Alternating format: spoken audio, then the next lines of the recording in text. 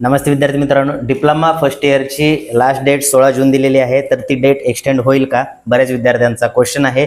कारण खूप साऱ्या विद्यार्थ्यांचे नॉन क्रिमिनल रिमेनिंग आहे, EWS सर्टिफिकेट रिमेनिंग आहे, किंवा त्यांचं इन्कम सर्टिफिकेट रिमेनिंग आहे ना. असे काही जणांचे डोमेसाईल नॅशनॅलिटी रिमेनिंग आहे. तर अशा विद्यार्थ्यांसाठी सारखं विचारत आहे, त्यांचे पॅरेंट पण मला विचारत आहे की डेट एक्सटेंड होईल का.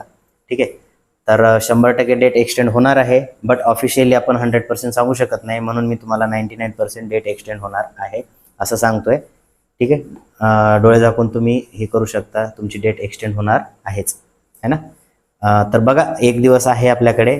त्या दिवसामध्ये तुम्ही काय करू शकता, जर तुमचे कॅटेगरीचे डॉक्युमेंट येणारच नसतील 4-5 दिवसामध्ये, तर तुम्ही काय करू शकता, ती कॅटेगरी ओपनमध्ये कन्वर्ट करू शकता. म्हणजेच 100 रुपये किंवा 105 रुपये काहीतरी तुम्हाला पे करायचे आहेत.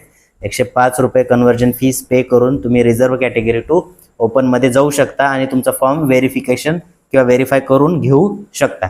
आता तुम्ही म्हणाल की आम्ही ओपनमधून जर फॉर्म व्हेरीफाय केला तर त्याच्यानंतर आम्हाला कॅटेगरीमध्ये करता येतं का, तर हो, 100% करता येतं. त्यासाठी तुम्हाला ग्रेव्हियन्स पाठवावा लागतो. ग्रेव्हियन्स कसा पाठवायचा, त्याची लिंक वरती आय बटनवरती आलं असेल किंवा डिस्क्रिप्शन बॉक्समध्ये दिलेली आहे. तो व्हिडिओचा रेफर घेऊन तुम्ही ग्रेव्हियन्स जो आहे तो सेंड करू शकता. ठीक आहे, ग्रेव्हियन्स पाठवल्यानंतर तुमचा फॉर्म परत अनलॉक होतो आणि त्या ठिकाणी तुम्ही कॅटेगरीचे डॉक्युमेंट आल्यानंतर ते अपलोड करू शकता आणि अपलोड केल्यानंतर परत तुमचा तो फॉर्म जो आहे तो व्हेरीफाय होणार आहे.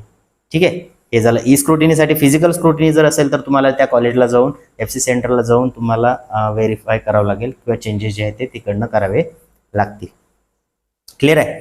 आता यापुढे पण जाऊन जर तुम्हाला काहीही अडचण आली, तुम्हाला एडिट करता येत नसेल, ग्रेव्हियन्स पाठवता येत नसेल, किंवा तुम्हाला पूर्ण प्रोसेस जर करून पाहिजे असेल, तर आमची कन्सल्टन्सी टीम तुम्हाला हेल्प करायला तयार आहे.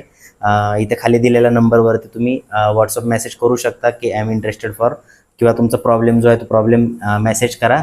तिथनं तुमचा जो प्रॉब्लेम आहे तो सॉल्व्ह केला जाईल. तुमचा ID पासवर्ड पाठवून द्या, तुमचे डॉक्युमेंट पाठवा, त्यानंतर तुमचा प्रॉब्लेम जो आहे तो सॉल्व्ह केला जाईल. कितीही कॉम्प्लिकेटेड प्रॉब्लेम असेल तर तुमचा प्रॉब्लेम एका दिवसामध्ये सॉल्व्ह केला जाईल.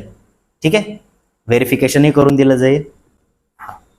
तर हे होतं. आता ज्यांना आवश्यकता असेल ते करू शकता, किंवा ज्यांच्या ओळखीची जर कोणी असेल जवळपास तर त्यांच्याकडनं केली तरी चालेल. हेतू हाच आहे की कोणीही विद्यार्थी बिना व्हेरिफिकेशनचा राहायला नको. ठीक आहे, तर व्हेरिफिकेशन करून घ्या. 16 तारीख म्हणजे आजचा दिवस, उद्याचा दिवस आहे 16 तारीख. तर 16 तारखेपर्यंत संध्याकाळी 5 वाजेपर्यंत बघा, प्रयत्न करा.